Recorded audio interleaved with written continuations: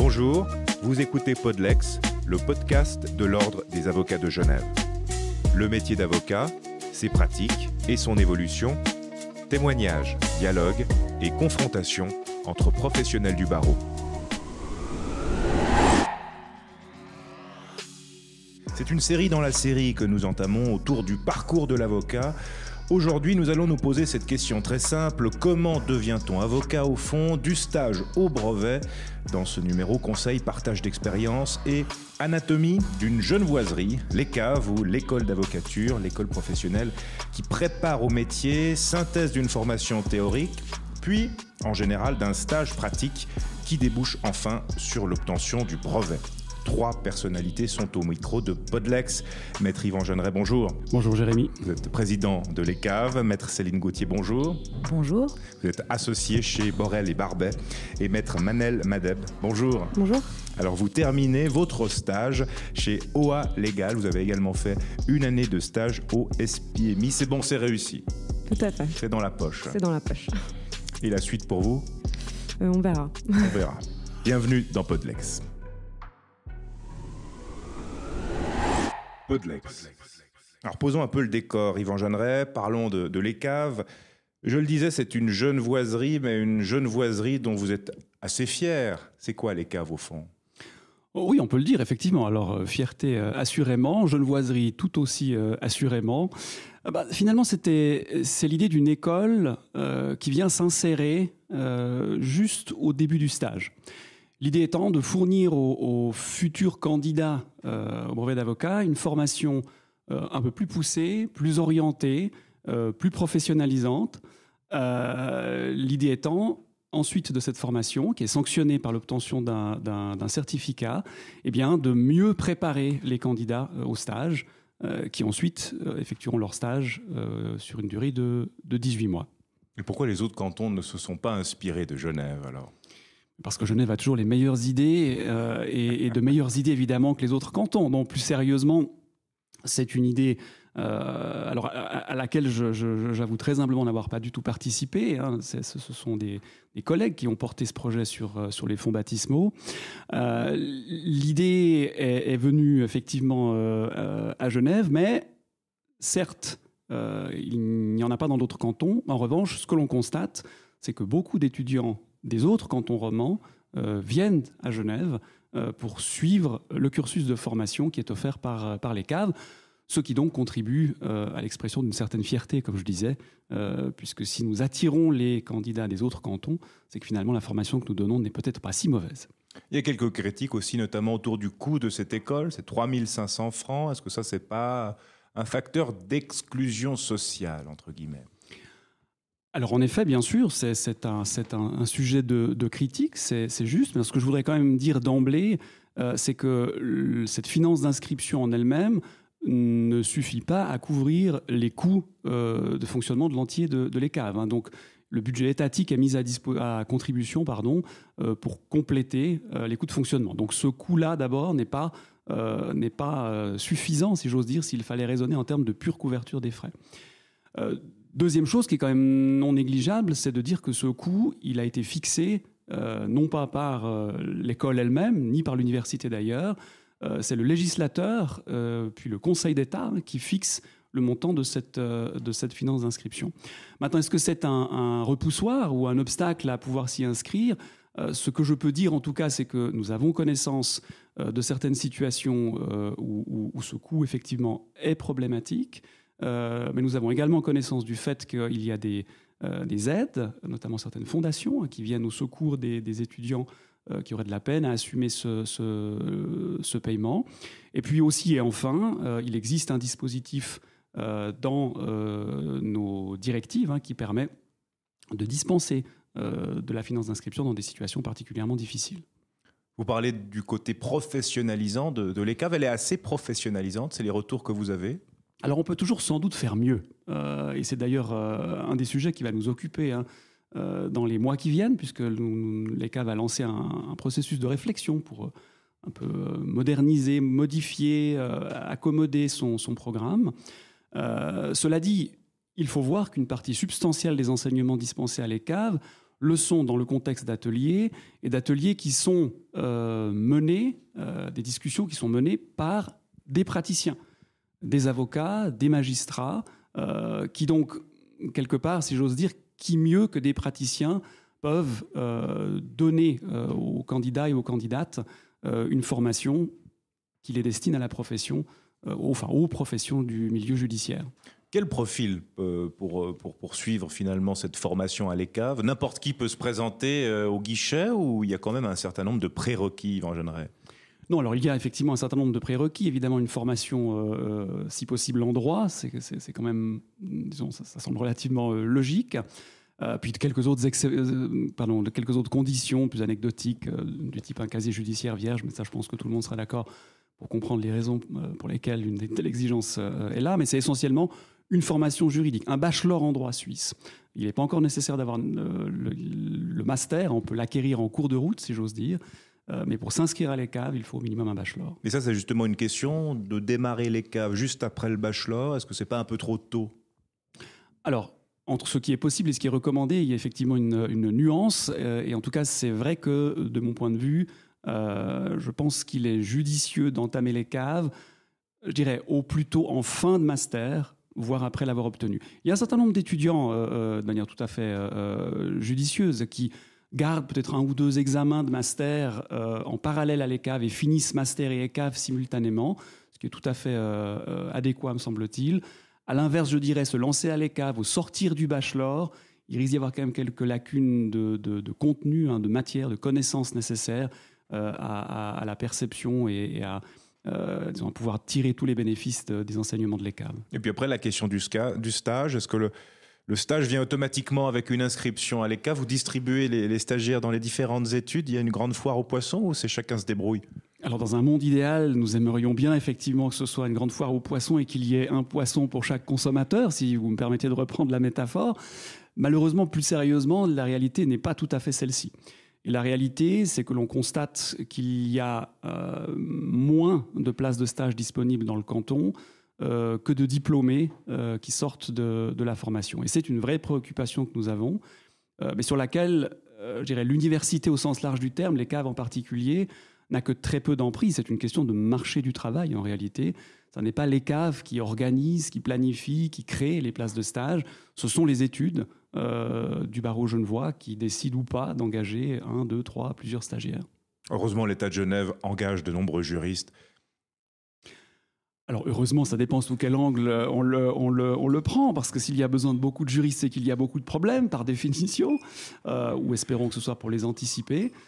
Mais cela dit, vous avez raison, aussi au tribunal, il se peut que l'on fasse une partie de son stage en administration ou au tribunal, et qui compte pour les 18 mois de stage requis pour se présenter ensuite au brevet. 3 conseils pour réussir l'ECAV avant d'ouvrir le débat avec nos autres invités. 3 conseils. Je risque de basculer dans la banalité, mais je dirais 1, suivre assidûment les cours, être présent, non pas seulement physiquement, être présent. Je dirais faire un certain nombre de lectures, mais dans une mesure raisonnable. Parfois, on a le sentiment que les étudiants se submergent d'informations, alors qu'on n'en attend pas forcément autant d'eux. Donc, se documenter de manière raisonnable, on les oriente, on leur donne quelques pistes de lecture.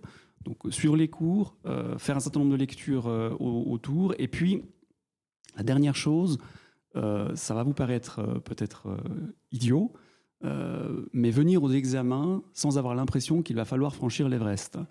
Il ne faut pas se mettre une pression excessive, il ne faut pas faire des nuits blanches. Un des facteurs du succès à un examen, c'est aussi quelques heures de sommeil. Justement, je vais poser la question à Maître Manel. Manel, vous venez de passer votre examen, l'examen du brevet d'avocat. Nuit blanche ou vous avez bien dormi? Alors non, c'est l'examen du brevet encore plus que les examens de l'école d'avocature demandent une certaine... il faut vraiment arriver en forme, c'est 5 heures d'examen, c'est extrêmement intensif. Et puis après, il y a aussi, après les 5 heures à l'issue des 5 heures d'examen, encore une demi-heure d'oral. Donc il est vraiment important et puis, d'arriver reposé. Et puis il y a un peu cette règle que 2 jours avant, il ne faut rien faire, il faut se reposer, partir en week-end, enfin voilà. Comment votre stage a résonné par rapport aux cours que vous avez suivis à l'ECAV? Est-ce que vous avez pu faire des ponts entre les deux? Alors oui, tout à fait, ça a été très très utile puisque à l'Université de Genève, les cours en procédure durant le bachelor et le master c'est très pauvre en procédure en réalité. On a uniquement un cours de procédure civile et pénale, mais vraiment survolé, j'ai envie de dire, par rapport à l'école d'avocature en bachelor. Et en ce qui concerne la procédure administrative, on a un cours de droit administratif, mais qui en réalité met l'accent sur le droit de fond. Donc la procédure est laissée en arrière-plan. Puis ensuite, en master, on n'a plus rien qui est proposé en termes de procédure. Donc l'école d'avocature est réellement nécessaire et vient combler cette lacune à l'issue de notre formation universitaire. Et en termes de tâches qu'on vous a confiées pendant votre stage, vous avez retrouvé un certain nombre de missions ou de responsabilités dont on vous parle pendant les caves? Oui, tout à fait. J'ai eu la chance d'avoir un stage particulièrement intensif. Mon maître de stage m'a réellement fait confiance, donc autant dans les écritures que la présence aux audiences, etc. Et puis, il y a les ateliers, par exemple, à l'école d'avocature, où on nous parle réellement de comment ça se passe concrètement en audience, qui ont été utiles pour moi, qui découvraient réellement la profession un peu sur le tas durant mon stage. Donc vous avez apprécié ces cours et vous y avez tiré du bon pour la suite, au fond. Oui, tout à fait. Après, j'ai vécu la période particulière Covid, donc j'ai, de façon regrettable, participé à l'école d'avocature entièrement à distance, mais c'est resté clairement extrêmement utile et j'utilisais encore mes notes d'école d'avocature durant mon stage et peut-être encore en début de carrière d'avocate. Qui sait? Est-ce qu'on peut jouer au jeu des qualités et des défauts? Alors les qualités, vous en avez déjà donné quelques-unes. Je ne sais pas si vous souhaitez en ajouter. Comme ça ne me vient pas. Et les défauts alors? Vous êtes un peu plus créatif peut-être en la matière.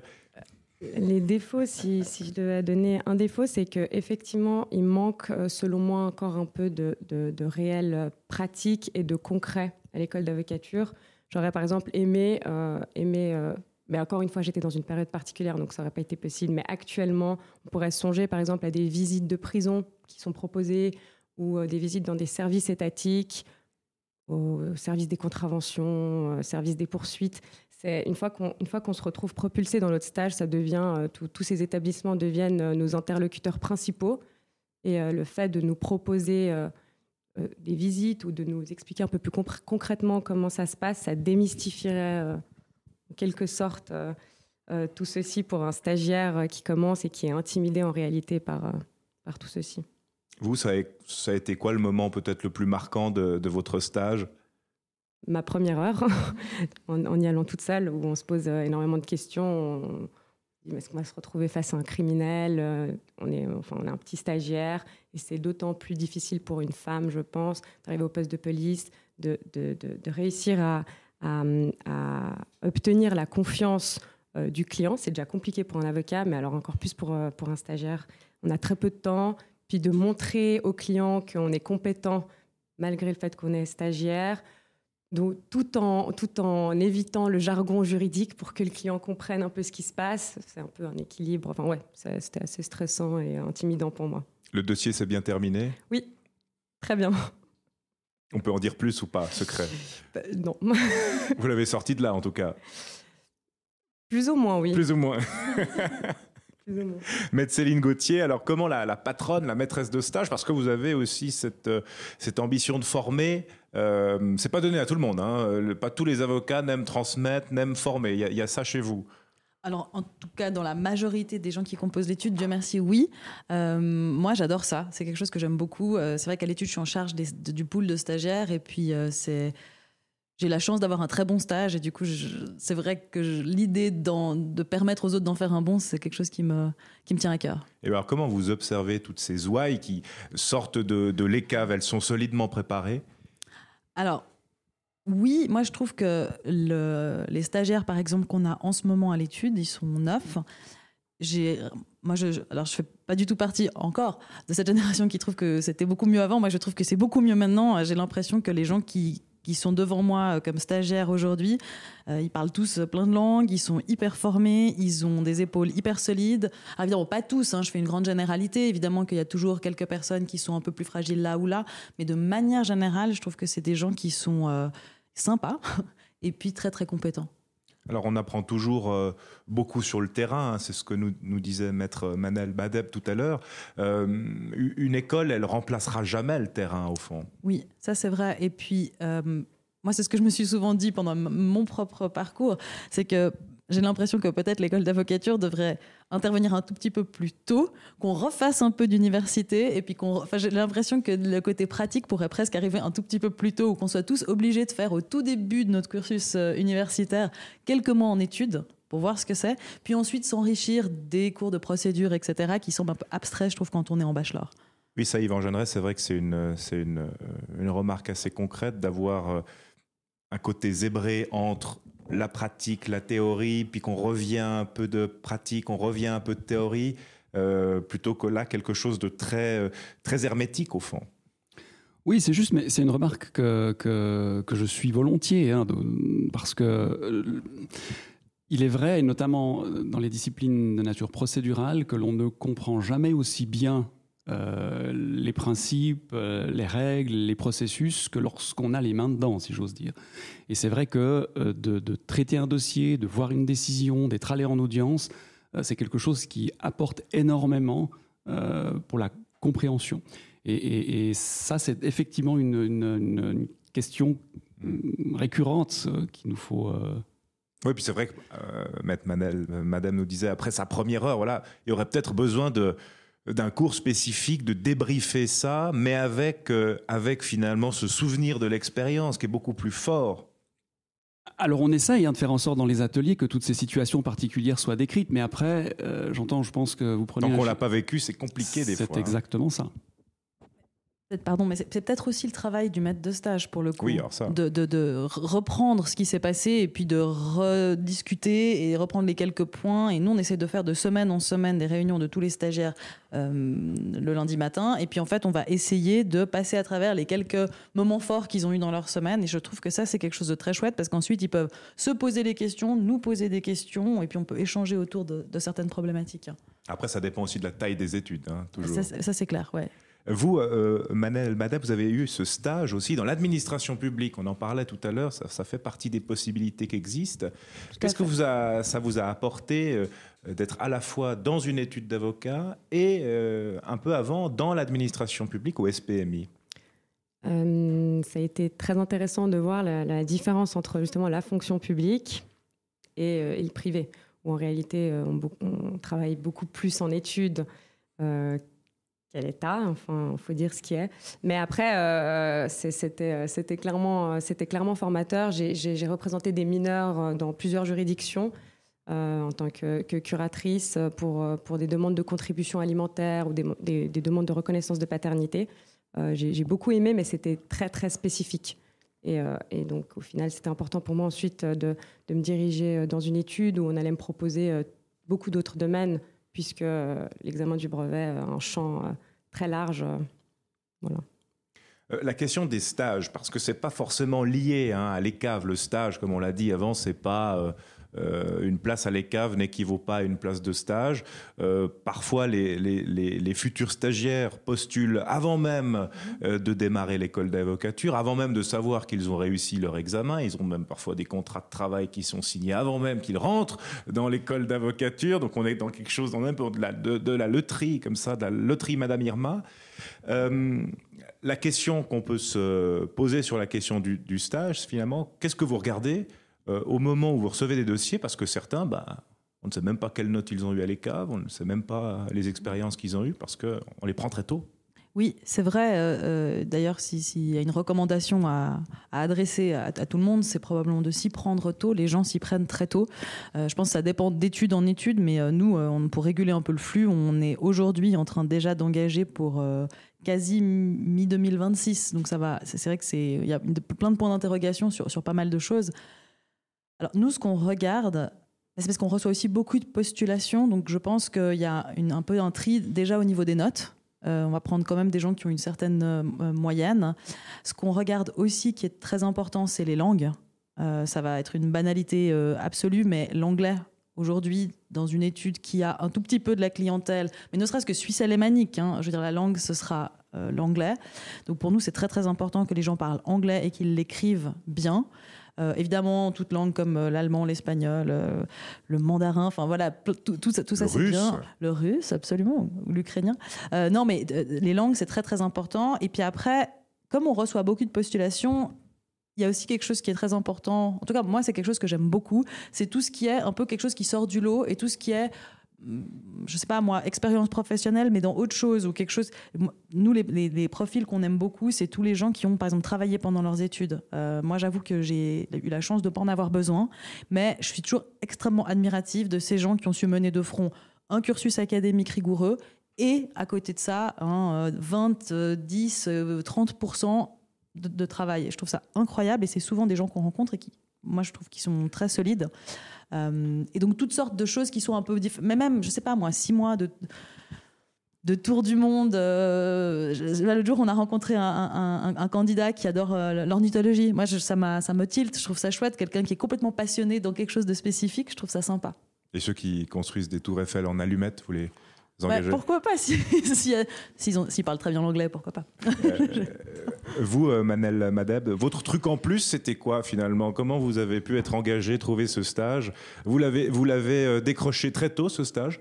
Non, alors moi je ne m'y suis pas du tout prise en avance. J'ai commencé en réalité à chercher mon stage après avoir réussi l'école d'avocature. Donc, mais après, je dirais que mon truc en plus, c'était effectivement d'avoir travaillé durant mes études, autant durant le bachelor que le master, en tant qu'assistante juridique dans une étude d'avocat à 40%. C'était également de rentrer, de rejoindre des associations, de participer à des concours d'art oratoire. C'est tout des points forts durant mes entretiens qui m'ont aidé par la suite. Donc on peut quand même trouver des stages un peu last minute aussi, oui, absolument. La morale. Absolument. Alors je ne sais pas du tout comment tu t'y es prise, mais moi je pense aussi qu'il y a toute une série de... Nous, ça nous arrivait vraiment plusieurs fois de tout d'un coup un truc qui ne marche pas. Une école d'avocature échouée, quelqu'un qui change d'avis, quelqu'un qui finit par... voilà, donc on a tout d'un coup des moments des choses qui s'ouvrent, ou un besoin spécifique, parce que tout d'un coup, il y a un dossier qui va prendre beaucoup je sais pas moi, de personnes à l'étude, et du coup, il y a un peu plus de travail, enfin, ce genre de choses. Donc, c'est tout à fait possible. Je pense pas du tout que c'est impossible. Je pense juste que, voilà. Oui, justement, sur votre parcours, Manel, comment vous avez... pu décrocher last minute cette plage? Comment ça s'est organisé? Je dirais que ça s'est un peu fait de fil en aiguille. Donc, ma place à l'État s'est faite grâce à mon expérience en études, grâce au fait que j'avais réussi les caves, grâce au fait que j'avais rejoint le comité d'une permanence juridique bénévole. Puis ensuite, par la suite, mon stage en études. Voilà, on est un peu le fruit de notre expérience. Puis au fur et à mesure, on ajoute des lignes au CV et puis... Ça peut fonctionner comme ça. Après, l'entretien, en général, est décisif. Si ça se passe bien et qu'on peut discuter de plein de choses, et puis qu'on a, par exemple, des fois des intérêts, des hobbies en commun avec le recruteur, tout à coup, il y a un plus qui s'ajoute et qui, en réalité, n'a rien à voir avec la formation. Donc, voilà. Et vous, Maître Yvan Jeanneret, vous êtes aussi chef d'études. Les conseils que vous donnez à ceux qui souhaiteraient embrasser un stage, au fond? Alors d'abord, je vais juste reprendre la remarque qui a été faite tout à l'heure pour dire qu'il y a des fois, quand je vois le niveau de formation des étudiants aujourd'hui, je me dis toujours qu'à niveau équivalent, je n'aurais jamais trouvé de stage. Mais jamais. Parce que le niveau que j'avais à ce moment-là n'avait rien à voir avec la qualité de la formation, de la maîtrise des langues qu'ont les candidats d'aujourd'hui. Ça, c'est la première chose que je voudrais dire. La deuxième chose, moi j'ai un petit truc supplémentaire quand ça m'arrive, c'est que je demande qu'on me remette un mémoire de master, par exemple, parce que je trouve toujours intéressant de voir les qualités rédactionnelles, et ça se perçoit au travers d'un document comme celui-ci.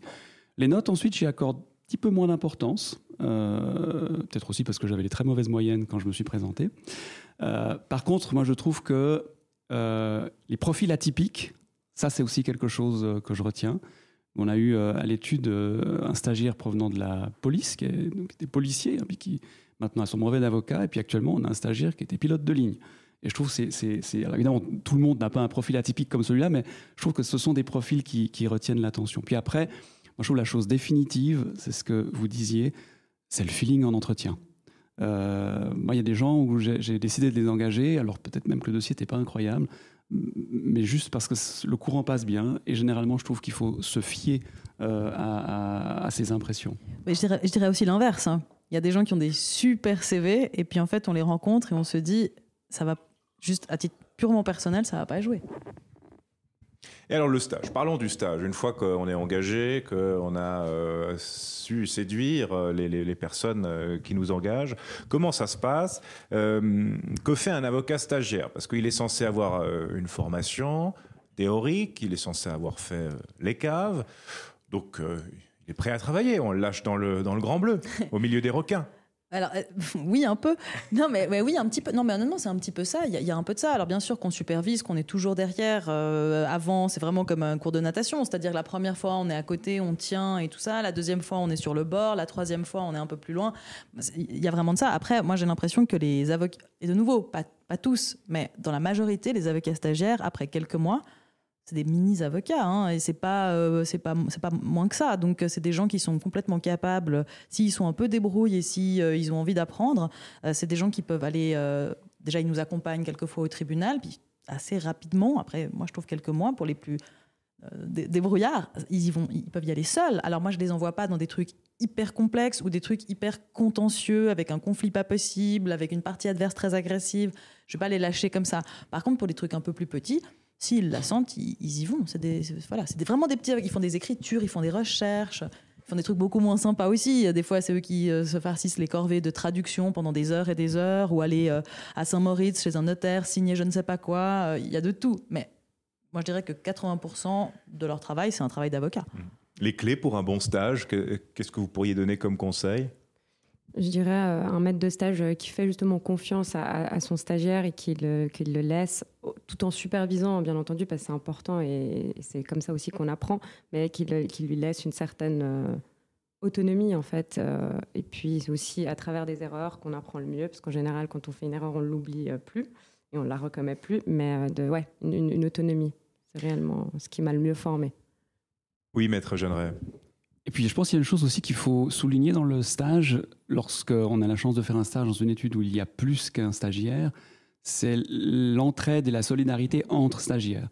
Lorsqu'il y en a un ou une qui a 6 mois, une année d'expérience en plus, il y a vraiment un échange aussi qui se fait pour toutes ces petites choses que même nous, parfois, comme maître de stage, on oublie comment est-ce qu'on fait, où il faut aller, etc. Toutes ces petites choses entre eux. En général, il y a une belle solidarité qui contribue aussi au passage de l'information.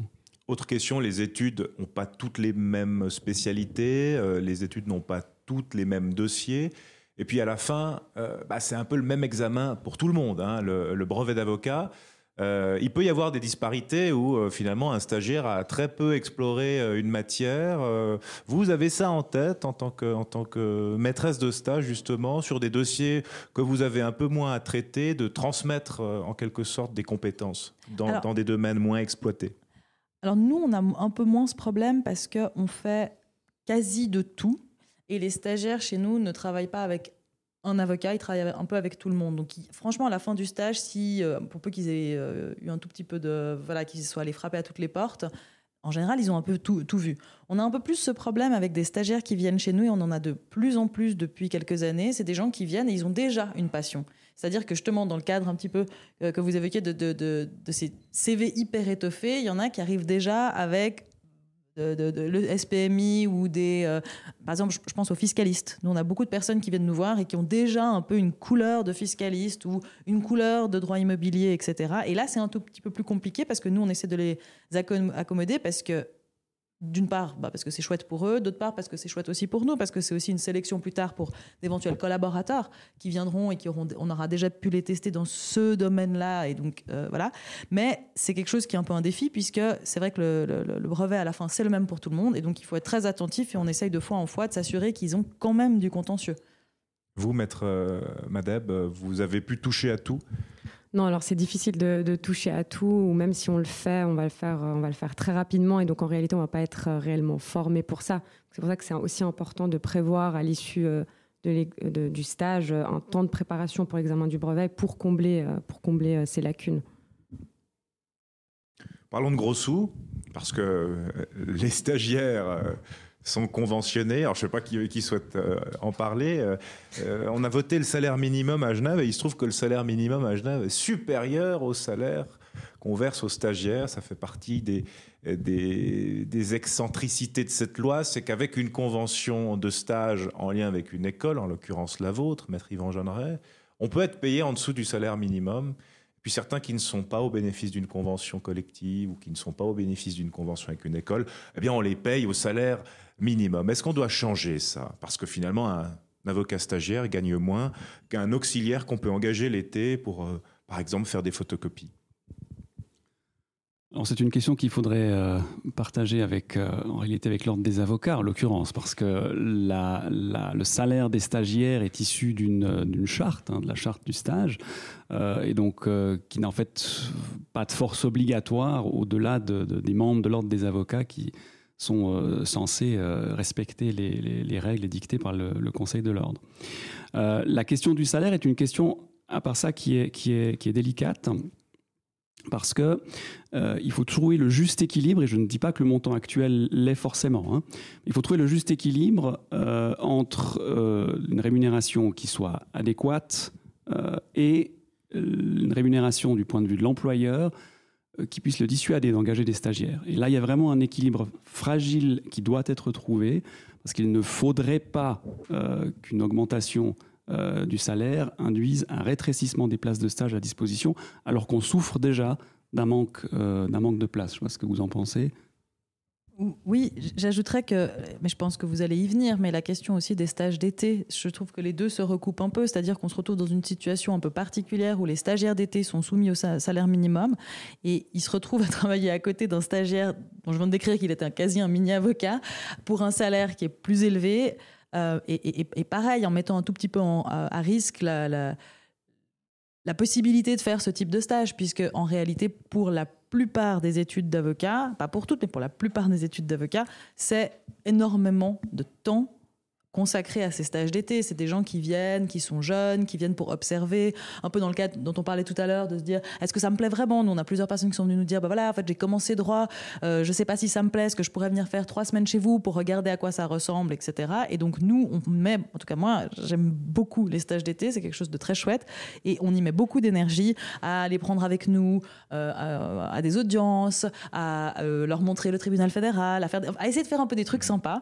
Et puis, ça coûte très cher, et puis ça coûte aussi le temps qu'on ne peut pas passer sur nos dossiers, et puis c'est des gens qui si on parle le temps en langage avocat, c'est des gens qui la plupart du temps ne timesheet pas, donc on se retrouve dans une situation un tout petit peu bizarre effectivement avec ce salaire minimum. Ça gagne combien un avocat stagiaire? Il y a eu une révision, mais c'est un peu plus de 3 500 francs bruts. Enfin, il y a eu une petite augmentation récemment, mais j'ai pas le chiffre exact. Donc de l'heure, ça dépend. Ça dépend des heures qu'on fait. J'ai pas fait le calcul, mais en tant que stagiaire, il ne faut pas calculer ses heures. C'est plus ou moins élevé. Puis après, on facture combien au client, l'heure du stagiaire? Alors ça dépend des études, mais je dirais que franchement, je pense que ça dépend des études. Entre 150 et 180 par là. Non, c'est quand même pas mal. C'est pas mal, oui. Et puis la question aussi de l'augmentation salariale progressive, parce qu'un stagiaire qui démarre en études avec ce plancher pourrait bénéficier d'augmentation au fil de l'eau. Non, ça peut être aussi une idée. Oui, alors nous, oui, tout à fait. Alors, bon, ça pose quand même toute une série de questions, parce que ça impliquerait quand même. Enfin, nous, ce qu'on faisait, évidemment, c'est pas la compétence du stagiaire en question. C'est des grilles salariales du coup qu'on appliquerait de mois en mois au stage. On avait commencé à le faire à l'étude. Nous, on a décidé que finalement c'était trop compliqué, parce qu'une fois on était en dessous de la charte avec les conditions dérogatoires, puis au-dessus de enfin bref, c'était tout un système un peu compliqué. Puis du coup, nous, en ce qui nous concerne, on a décidé de tout lisser sur les 18 mois. À un montant qui est toujours le même, parce que c'était un peu complexe logistiquement. L'idée de cette annuité, ça pourrait être logique pour vous, Maître Madeb. Vous avez senti que vous étiez quand même plus productive en fin de stage qu'en début de stage. Oui, tout à fait. On se retrouve alors, à la fin du stage, je dirais après 6 mois, on est presque un mini-avocat, pour reprendre les termes de Maître Gauthier. Donc oui, ça se justifierait d'avoir une augmentation. Mais c'est à l'ordre d'en décider, c'est ça, Maître Yvan Jeanneret? Il nous écoute. Oui, l'ordre nous écoute effectivement. Mais oui, en tout cas, une fois encore, l'idée est partie de là. Hein, j'entends, c'est autour de l'ordre des avocats que cette charte du stage a été conçue. D'ailleurs, si je me trompe l'ordre pas, et puis mal payer ses stagiaires. Oui, ça absolument, ouais. Absolument. Mais certains avocats d'ailleurs se plaignent. Hein. J'ai vu dans la presse certains avocats se plaindre de ce que les stagiaires coûtaient trop cher. Alors voilà, je les laisse évidemment. Je leur laisse la responsabilité de leurs propos. Merci beaucoup à tous les trois. Bon vent à l'ECAV, Maître Yvan Jeanneret. Merci Jérémy. On vous souhaite un deuxième semestre sans panne informatique. C'est bon, vous avez tout réglé? Alors, est-ce qu'on a tout réglé? Oui, en tout cas, ça fonctionne de nouveau. Et on a amélioré le système. Maintenant, qui peut prétendre être à l'abri d'une panne informatique? Je pense que c'est compliqué d'avoir une certitude à 100%, mais en tout cas, on fait tout pour. On vous souhaite bonne chance, en tout cas. Merci beaucoup, Maître Céline Gauthier, d'avoir été avec nous. Et merci, Maître Manel Madeb. Bon vent à toutes les deux. Merci. Merci d'avoir écouté le podcast jusqu'au bout. Podlex, c'est tout pour le moment. Retrouvez toute l'actualité de l'ordre sur odage.ch ou sur les réseaux sociaux, Instagram et LinkedIn. C'était Jérémy Sédou. À bientôt.